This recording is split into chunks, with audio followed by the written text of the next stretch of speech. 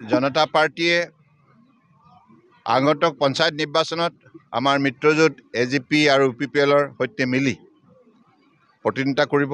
গতিকে এই প্ৰতিদ্বন্দ্বিতাৰ বাবে তৃণমূল পৰ্যায়ত আমাৰ কাৰ্যকৰ্তাসকলে নিষ্ঠাৰে দিনে নিশাই কাম কৰিছে আৰু নিশ্চিতভাৱে কেন্দ্ৰীয় চৰকাৰ ৰাজ্য চৰকাৰৰ উন্নয়নমূলক আঁচনিৰ যোগেদি আজি অসমৰ প্ৰতিখন পঞ্চায়তৰ প্ৰতিটো ৱাৰ্ডৰ উন্নয়ন হৈছে। যিটো কাম কংগ্ৰেছে 55 বছৰে নোৱাৰিলে সেই কাম 10 বছৰৰ ভিতৰত মাননীয় প্ৰধানমন্ত্ৰী নৰেন্দ্ৰ মোদী ডাঙৰীয়াই তেখেতৰ বলিষ্ঠ নেতৃত্বত সমগ্ৰ ভাৰতবৰ্ষতে সম্ভৱ কৰি তুলিলে, যাৰ বাবে ৰাইজ এতিয়া শক্তিশালী হৈছে, অধিক আত্মবিশ্বাসী হৈছে আৰু আগন্তুক দিনত এইখন ৰাষ্ট্ৰক বিশ্বৰ সৰ্বতোতকৈ শক্তিশালী উন্নত ৰাষ্ট্ৰ হিচাপে গঢ়ি তোলাৰ ইতিমধ্যে সকলোৱে সংকল্প লৈছে।